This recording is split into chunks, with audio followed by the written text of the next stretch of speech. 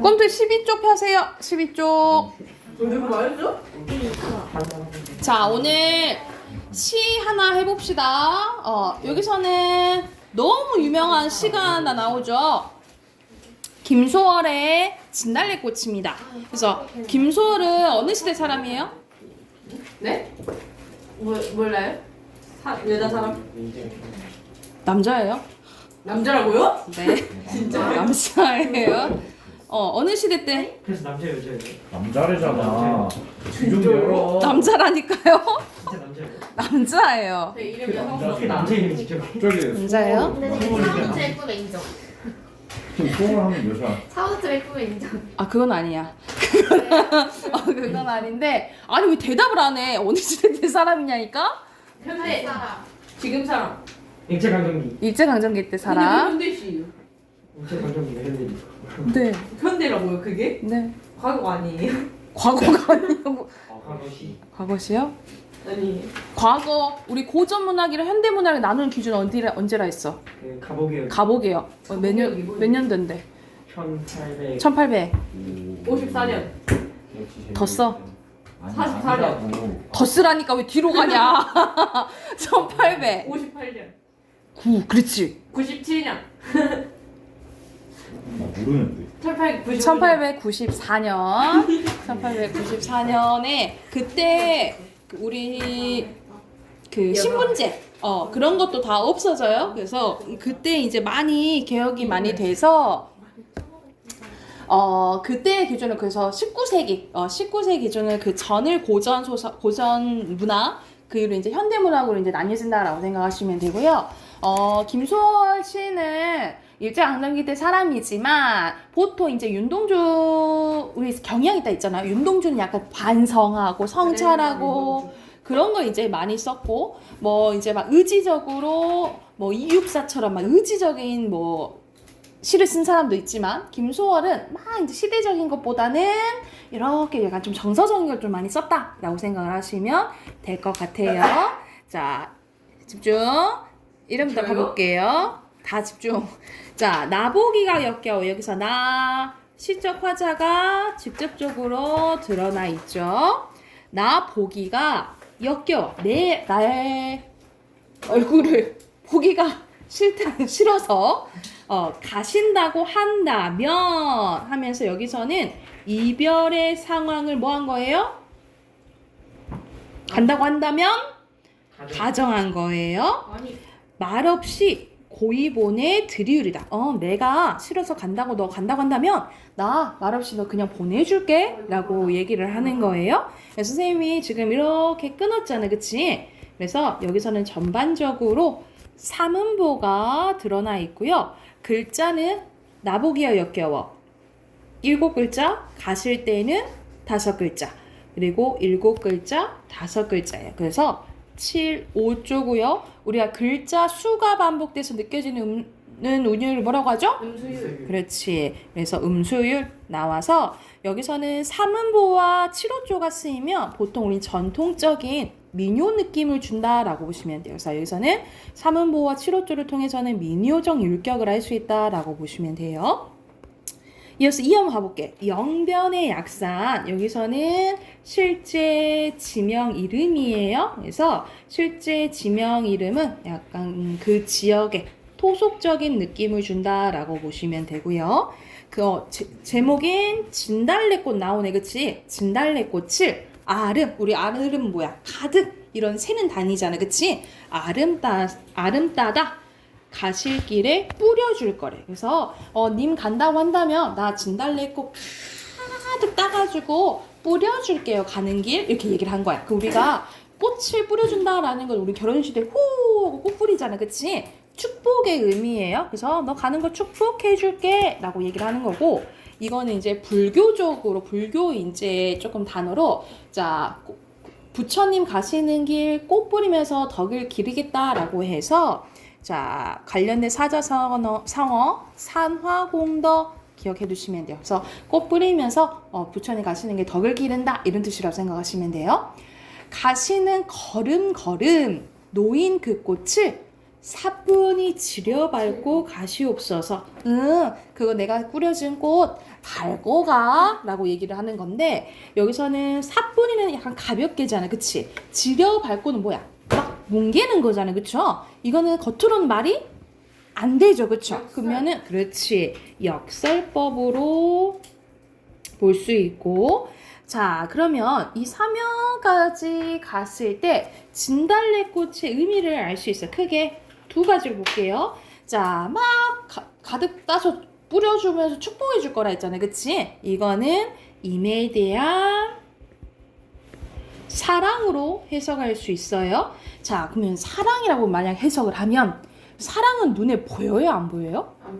안 보이죠, 그쵸? 근데 아름딴다 라고 얘기를 한 거예요, 그치? 그래서 여기서는 임에 대한 사랑을 양적으로 시각화했다 라고 보시면 돼요. 그래서 여기서는 임에 대한, 뭐 이렇게 쓰면 되겠죠? 임에 대한 사랑을 양적으로 시각화했다. 또 뭐 간단하게 말하면 관념의 구체화 또는 수량화로 보시면 돼요. 그리고 사면 보면 나를 그 꽃을 밟고 가라는 거잖아. 그럼 사실 무슨 뜻인 거야? 가. 근데 대신 나 밟고 가. 이런 뜻인 거야, 그치? 그래서 그때는 화자의 분신을 의미한다라고 보시면 돼요. 여기까지 됐을까요? 그럼 여기서 가라는 소리요, 말라는 소리요? 사실 말라는 소리지, 그치? 자, 마지막 한번 볼게. 나보기가 역겨워 가실 때에는, 네? 보면은 비슷한 게 나온다, 그치? 뭐가 비슷해요? 나보기가 이렇게 1년과 마지막 년이 조금 비슷하죠, 그쵸? 그래서 완전 똑같진 않지만 약간 변형된 뭐예요? 수미상관이에요. 수미상관의 효가 얼른 말해봐.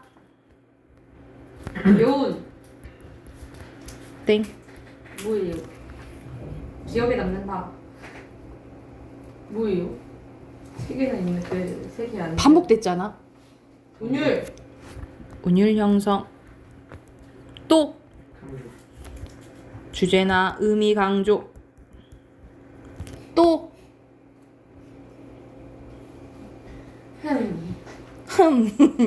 보기 어때요? 이쁘다. 보기 좋죠. 안정적이다. 그렇지. 형태적 또는 구조적 안정감을 준다 라고 보시면 돼요. 여기 효가 세 가지고, 마지막 보면 나보기가 역겨워 가실 때에는 죽어도 아니 눈물 흘리우리다. 근데 사실 이게 뭔 말이야? 님이 간다 한다면 나 엄청 울 거다. 울 거야 라고 얘기를 하는 거예요. 그래서 여기서 표현방 첫 번째 반어법 나왔고요. 그리고 여기서는 울어야 되는 상황인데 울지 않겠다고 얘기하는 거야. 관련된 사자성어 애이 불비예요. 이게 슬프랬자야. 슬퍼야 되는 상황인데 슬퍼하지 않겠다 이런 상황이라 생각하시면 되고, 그래서 사실 이거는 이 시행이 나오면 여러분 무조건 그냥 반어법으로 보셔도 되거든요. 요즘에는 그냥 이건 그냥 반어법으로 보는데, 더 심화돼서 생각을 하면 사실 님이 간다고 하는데 울 수밖에 없는 상황이잖아, 그치? 울 수 없는 상황인데 울 수밖에 없는 상황인데 울지 않는다라고 얘기를 하는 거야. 그럼 말이 돼야 안 되는 거야? 안 되는 거야, 그치? 멍멍소리는 아니고. 그래서 우리가 이거를 뭐라고도 보냐면 상황적인, 그냥 역설이 아니고 상황적 역설이라고 보기도 해요. 근데 이거는 좀 그냥 알아만 두시고 그냥 요 구절 나오면 뭐라고 생각하면 돼? 그냥 반어법이라고 생각하시면 돼요. 그리고 네 번째 표현 방법이 하나 더 있어. 원래는 죽어도 눈물 흘리지 않겠다가 자연스러운 어순이에요, 그치? 도치법. 도치법도 사용됐어요. 네, 됐을까요? 그래서 여기서는 이별의 정안에 대해서 이제 얘기를 했고, 자, 여기서는 반복되는 것들이 많아요. 운을 형성하는 게 많은데 하나 더 있어. 여러분, 여기 밑줄 볼까? 들이울이다, 뿌리울이다, 흘리울이다. 이렇게 반복되죠, 그쵸? 우리다가 반복이 돼요. 그러면 여기서는 끝글자가 반복되는 거 있지? 이걸 뭐라고 할까? 끝글자가 반복되는 거. 우리 랩하는 것처럼 라인 맞춘다 했잖아. 이거 배웠네. 배웠어요. 배웠게 돼. 두 글자예요. 끝글자가 반복되는 거. 그쵸? 기억. 아니, 2개. 아, 두 개다. 저 뭐지? 개유. 뭐지? 힌트 줘요. 여기서 힌트를 더 뭘 줘? 끝글자 알려줘요. 가군. 가군이에요, 가군. 그리고 가군을 뭐지? 통해서 느껴지는 운율을 뭐라고 해? 네? 아까 전에 글자 수가 반복되면 음수이라 했잖아. 여기서 가군이 사용돼서 느껴지는 운율은 가군 효과. 가군은 끝글자가 반복되는 거잖아. 이런 식으로 첫 글자가 반복되거나 가운데가 반복되거나 끝글자가 반복되면 일정한 위치에서 반복돼서 느껴지는 운율이라고. 이거를 뭐라고 할까요? 선생님 다 말해줬어. 일정한 위치에서 글자가 반복돼서 느껴지는 운율을 운. 모르겠어. 음보율? 아, 여기 음보 있는데. 이게 여기가 음보율이지. 그러네. 위율이에요. 일정 위치. 음. 어머나. 진짜 음이율이 처음 들어.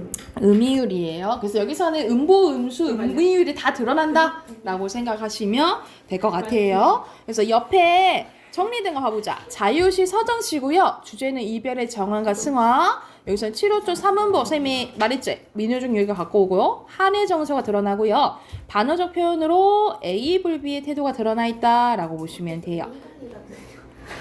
그리고 A 불리요? 그리고 진달래꽃의 의미는 시적 화자의 분신, 임에 대한 화자의 사랑과 정성, 이 떠나는 임에게 축복의 의미로 뿌린 소재, 버림받은 여인의 애절한 마음을 형성하였다라고 보시면 되고요. 근데 이 여인이니까 이 사람도 여인일 줄 알았죠. 항상 어저께 뭐 했어? 시인이라, 시적 화자라 일치한다고 항상?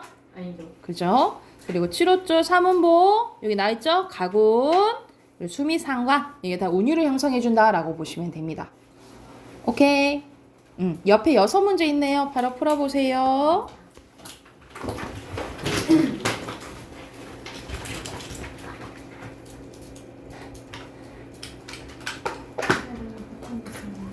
말했어. 선생님 같이 해석해줄게. 자, 1번 같이 가봅시다. 1번에 알맞지 않은 거 4번. 여기서는 4번이죠. 뭐가요? 1번에 4번. 1번에 4번. 그리고 왜냐면 그냥 이별의 슬픔 그냥 극복하려고 이제 하는 거지 막 바꾸려고 하는 건 아니죠. 2번에 적절한 것은 5번. 땡. 왜요? 아니에요? 이중적인데. 4번. 4번. 4번이에요. 4번 했어. 4번 5번 이건데. 했는데. 4번 너무 솔직히 말하면 5번만 읽었어. 그리고 3번에 1번. 1번. 4번에 여기서 가시리는 여기서 이렇게 후렴구가 이렇게 붙죠. 이렇게 후렴구가 붙는 이게 예전에 고려가요예요. 이게 갈래가 고려시대 때 쓰여진 고려가요고요. 이것도 대표적인 이별의 정안에 대해서 노래한 거거든요. 이거는 이제 여러분 해석할 줄 알아야 되는데 가시리고 이거는 의문영어이에요. 그래서 이 어떻게 해석하냐면 가시렵니까? 이렇게 해석하는 거예요. 근데 여기서 나는은 나를 뜻하는 게 아니야. 이거는 의미 없는 거예요. 의미 없이 그냥 운율 맞추려고 들어간 조은구라고 생각하시면 돼요. 나를 버리고 가시렵니까? 라고 보면 돼. 이거 해석한다고 안 한다고? 해석 안 한다고? 아니. 날러는 여기서 이제 나가 나오는 거야. 나보고는 어찌 살라 하고 버리고 가시렵니까? 그래서 지금 님이 나를 버리고 이제 가려는 상황인 거야. 잡사와 두어리만한 마음으로는 어때? 잡아 두고 싶지만 이렇게 해석하는 거예요. 여기서 선하면은 서운하면 이렇게 해석하시면 돼요. 서운하면 아니올세라 해서 여러분 릴세라 이렇게 동그래 해봐. 릴세라. 릴세라는 무슨 뜻이냐면 아니요. 뭐 할까 두렵다 이런 아니, 뜻이에요.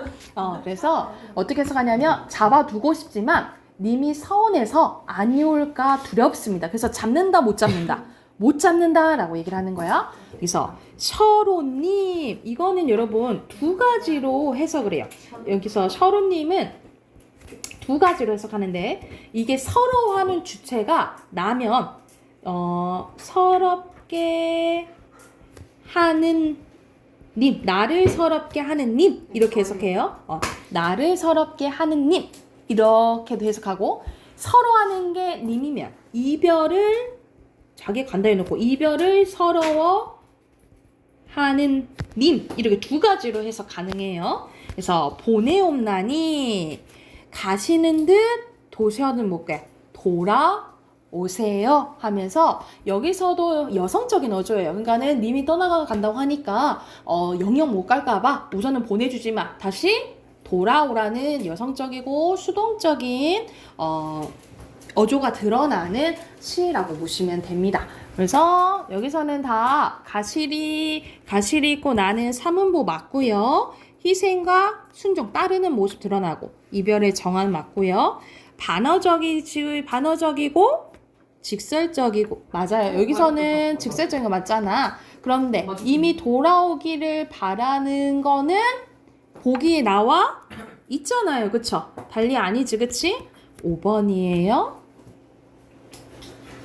그리고 5번에 알맞지 않은 것은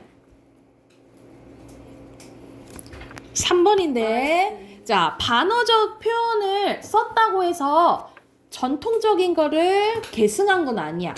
왜냐면 우리가 맨날 예전부터 반어법 쓰는 건 아니잖아요. 그치? 그리고 6번에는 같이 했죠? 3번입니다. 자 독서 꺼낼게요. 하나 틀렸어.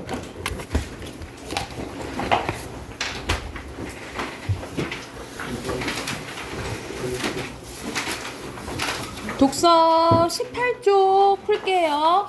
오늘도 하나만 우선 풀어봅시다. 21쪽까지 풀고 같이 볼게요.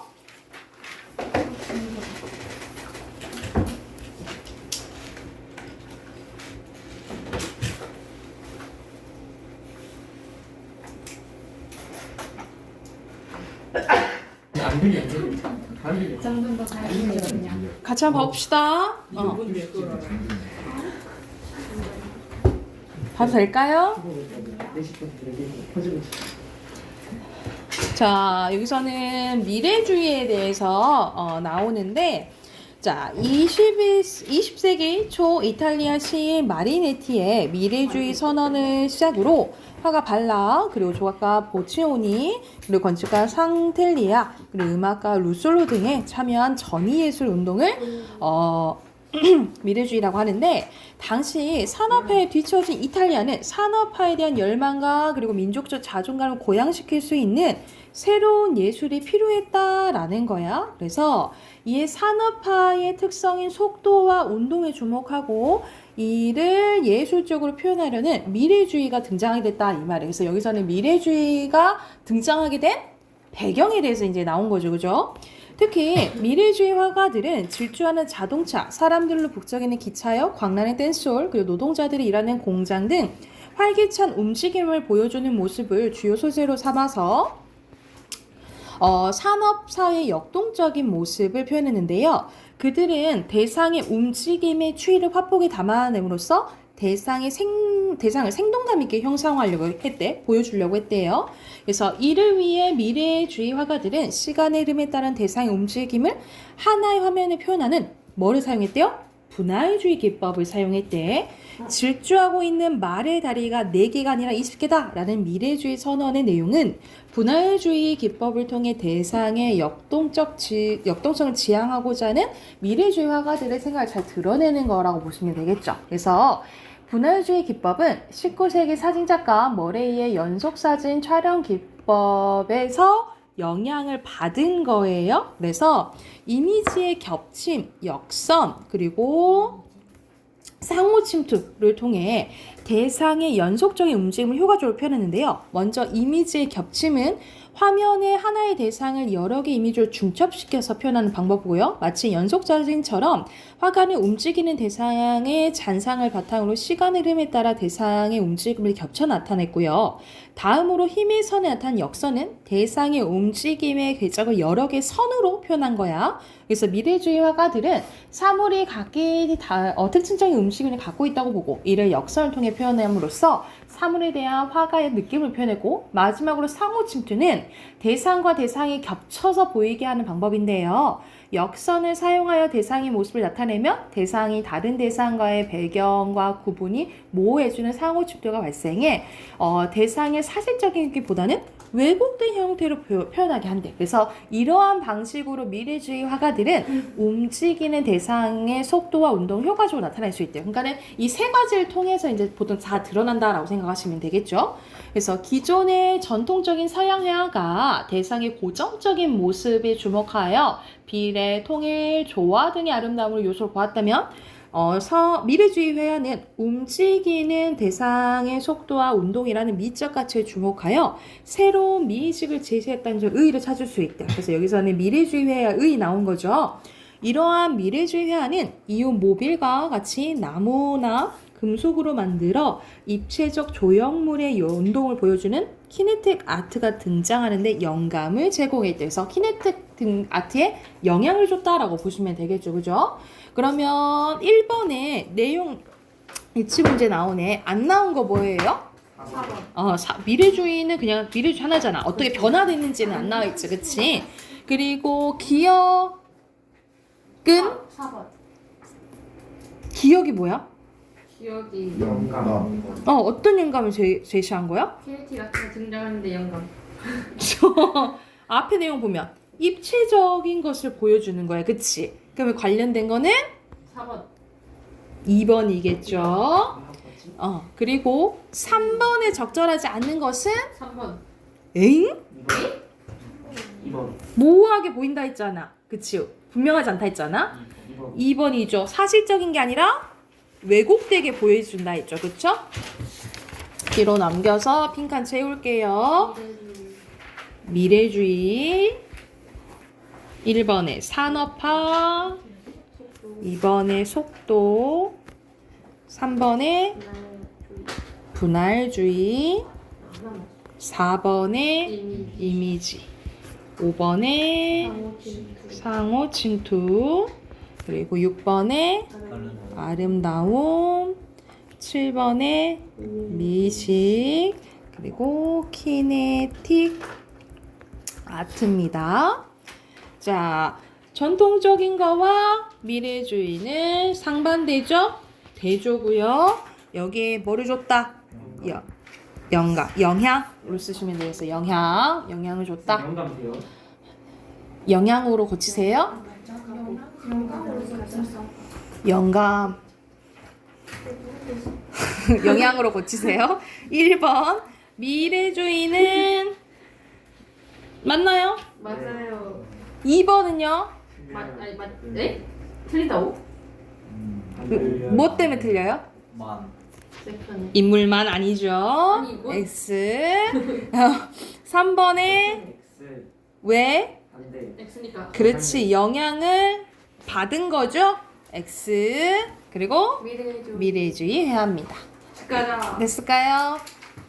가요. 자, 문법 할 거거든요. 왜요? 너 왜 하니요? 뭐 왜요? 문법 할 거예요. 책 어디 있어요? 우리 딸라. 자, 원래 여기 꿈틀에 있는 교재 부분에 이제 문법 부분은 선생님이 고등 과정에서 나오는 것만 있다 그랬잖아. 그치? 그래서 근데 아직 여러분 3학년 때가 의문이랑 문장의 구조가 나와요. 그래서 의문 한 친구도 있고 문장의 구조 한 친구도 있는데 두 개 다 아직 안 한 친구도 있고 시험에 학교 시험 안 본 친구도 의문해야 있고. 의문요? 아니 우선 문장 성분 할 거예요. 그래서 전체적으로 문장 성분 이제 하고 근데 의문이 돼 있어야지 그 다음 거를 해요. 의문의 변동을 해요. 의문이 돼 있어야지 의문의 변동하기 때문에 왜냐면 아무것도 안 있으면 여러분 뭐 그런 학생이 많아서 학교 갔는데 바로 이제 다 안다라고 이제 수업을 하고 수업을 하니까 아무것도 못 알아먹겠다고 아무것도 못 알아먹겠다고 하는 친구들이 있더라고요. 자, 오늘은 문장 성분 할게요. 먼저 문장에 대한 개념 나와 있네 한번 봐볼게.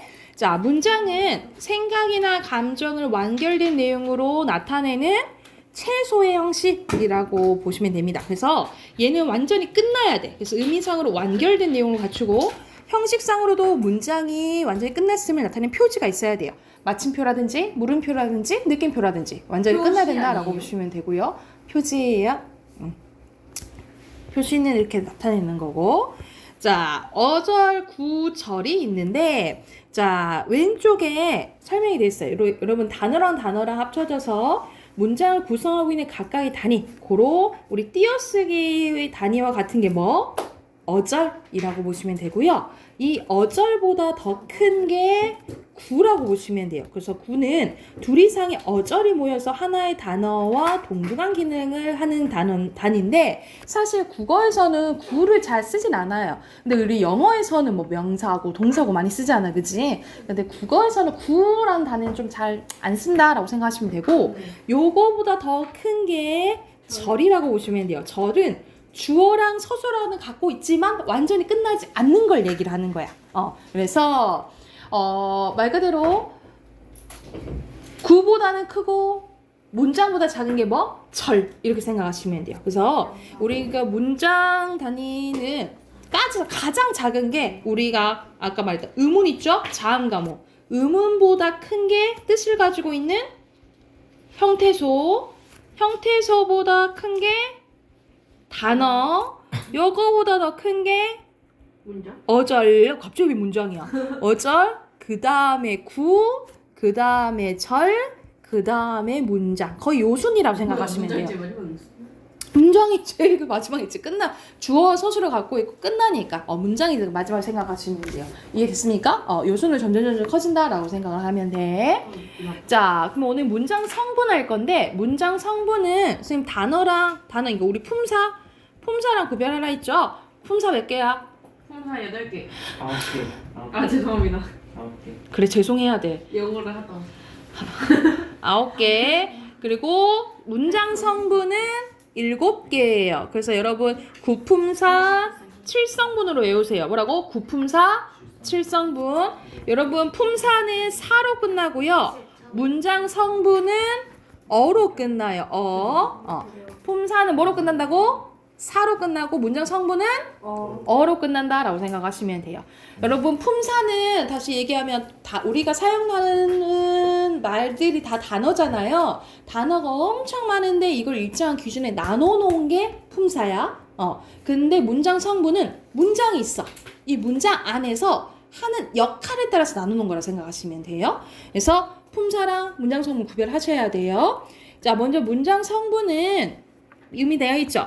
말 그대로 문장 안에서 문장을 구성하면서 일정한 문법적 기능을 하는 부분이라고 생각하시면 돼요. 그래서 크게 주성분, 부속성분, 독립성분으로 나뉘어집니다. 먼저 주성분은 문장에서 꼭 필요한 성분이에요. 그래서 4가지가 있는데 4가지, 2가지, 1가지. 그래서 총 7개거든요.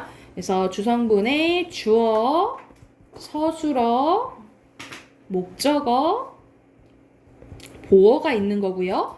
부속 성분은 주성분을 꾸며주는 말이에요. 그래서 관형어와 부사어가 있는 거고요.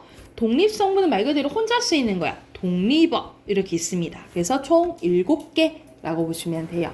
네, 밑에 먼저 주성분에 대해서 나와 있네. 주성분 봐볼게요. 주성분에 4가지 있다고 했죠. 주성분은 꼭 문장에서 꼭 필요한 성분인데 주어, 서술어, 목적어, 보어 이렇게 4가지가 있습니다. 자, 먼저 주어는 동작, 상태, 성질의 주체예요. 말 그대로 문장의 주인이라고 생각하면 돼. 문장의 주인이라고 생각하면 돼. 그래서 누가 무엇이에 해당이 됩니다. 그래서 실현은 어떻게 되냐면 여기가 실현 방법이야. 자, 체연에 뭐가 붙냐면 주어를 만들어주는 조사 뭐 주격조사가 붙어요. 주격조사에는 뭐가 있냐면 이가, 깨서, 에서가 있는데 깨서는 어차피 높임의 말이고 에서는 이거 단체일 때 얘기하는 거거든요. 그래서 그냥 주격조사하면은 이가 기억하시면 돼요. 이가 주격조사 붙고요. 그런데 뭐도 붙냐면 선생님 주격 뭐 은는이가 붙는 게 주어 아니에요? 이렇게 하잖아, 그치? 여기서 은는은 보조사예요. 특별한 뜻을 더해준 보조사야. 근데 은는 도만이 붙어도 주어가 될 수 있어요. 그래서 예를 들어서 봐봐. 강아지는 귀엽다. 근데 이 강아지는 주어인지 아닌지 헷갈려. 그럴 때는 여러분 이 가를 넣어보세요. 강아지가 귀엽다. 되죠? 그래서 이 가를 넣어봐서 말이 되면 주어라고 생각하시면 돼요. 그리고 아예 주격조사가 생략될 수도 있어요. 네가 숙제 좀 해라 이 말이잖아요, 그치? 이런 식으로 가라는 주어가 주격조사가 생략될 수도 있다라고 보시면 됩니다. 그래서 주어는 문장의 주체라고 생각하시면 되고요. 이 주체가 무엇을 하는지 설명해주는 부분을 서술어라고 해요. 주어가 어떤 동작을 하고 있든지 아니면 상태나 성질이 어떤지 말 그대로 설명해주는 부분을 뭐라고 해? 서술어라고 하는데 이 서술어에 올 수 있는 게 세 가지예요. 어찌하다, 어떠하다, 무엇이다. 어찌하다라는 것은 동작이잖아, 그치? 그러니까 말 그대로 품사로 치면 동사가 올 수 있다는 소리고요. 어떠하다는 형용사를 얘기해요. 그리고 무엇이다는 이다. 우리 뭐라 불러? 서술격 조사 이다가 올 수 있다라고 생각하시면 돼요. 그래서 서술어에 올 수 있는 게 세 가지예요. 동사, 형용사, 서술격 조사 이다가 올 수 있다라고 보시면 됩니다.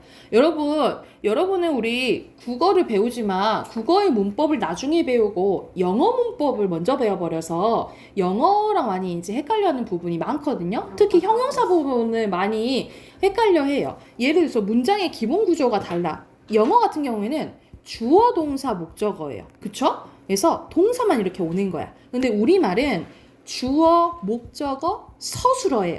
근데 이 서술어에 뭐가 올 수 있는 거야?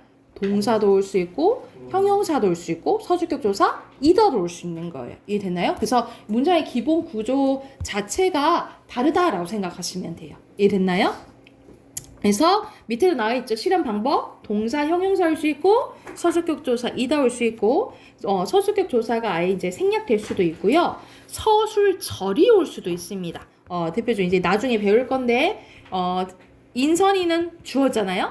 마음이 주어, 넓다 서술어예요. 이런 식으로 주어가 두 개고 서술어가 하나면 뒤에가 서술어 역할을 하는 서술절이 된다라고 보시면 돼요. 이런 식으로 서술절 자체가 서술어 역할을 한다라고 생각을 하시면 됩니다. 이해됐을까요? 이건 이제 뒤에서 할 거야. 그리고 목적어는 서술어의 동작 대상이 되는 문장 성분이라 생각하시면 돼요. 그래서 누구를 무엇을 해당돼?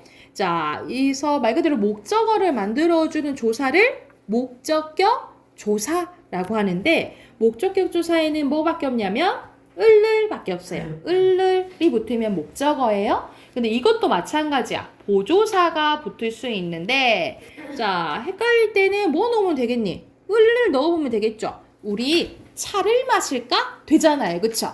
을을 넣어봐서 말 되면 목적어라고 생각하시면 돼요. 됐을까요? 이것도 목적격 조사 뭐 생략할 수 있고요. 아니면은 그 체언과 목적격 조사에 이렇게 보조사를 넣어서 실현도 가능하다라고 보시면 됩니다. 자, 마지막 보어 봐볼게요. 자, 보어는 보충해주는 말이야. 주어와 서술어만으로 완전하지 못한 문장에서 그 불완전한 것을 보충해주는 문장 성분이라 보시면 되는데 서술어 되다 아니다 앞에서만 보어라고 생각하시면 돼요. 예시문 봐볼게. 그가 아니다만 있으면 부족하잖아, 그치? 그래서 선생님이 아니다 요게 보어라고 생각하시면 돼요. 그래서 되다 아니다 앞에 오는 요것만 뭐야? 보어예요. 되다 아니다 앞에만 오는 거. 그래서 복격조사가 있는데 복격조사는 이가예요. 선생님 아까 이가는 뭐라 그랬어? 주격 조사를 했잖아요. 그치? 근데 형태는 똑같아요. 형태는 똑같은데 어디 앞에서만? 서술어 뭐 어디 앞에서만? 되다, 아니다, 앞에서만 뭐다? 보어다 이렇게 생각을 하시면 될 것 같아요. 그래서 주성본에는 네 가지야. 뭐 있어? 주어, 서술어, 목적어, 보어 있고요. 자, 추가적으로 왼쪽에 요거 하나만 선생님이 설명해주고 선생님이 끝내줄게.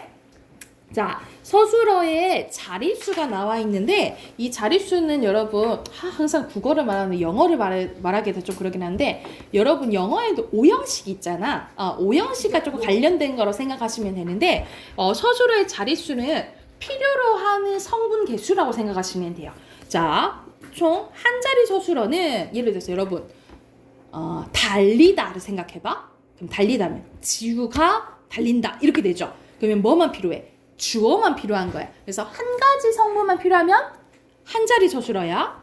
자, 두 자리 서술어는 두 개가 필요한 거야. 예를 들어서 먹다 봐보자. 먹다는 나는 밥을 먹는다. 그래서 주어랑 목적어가 필요하죠. 그러면 두 자리 서술어인 거야. 그래서 주어 목적어가 필요하거나 주어 보어가 필요하거나 주어 부사어가 필요한 거야. 부사어가 필요한 경우에는 뭐가 있을까? 필수적 부사. 부사가 뭔데요? 부사가 뭔데? 모르죠. 부사가 뭔데? 부사. 매우 그래. 서술어를 꾸며주는 거. 보통 꾸며주는 거지.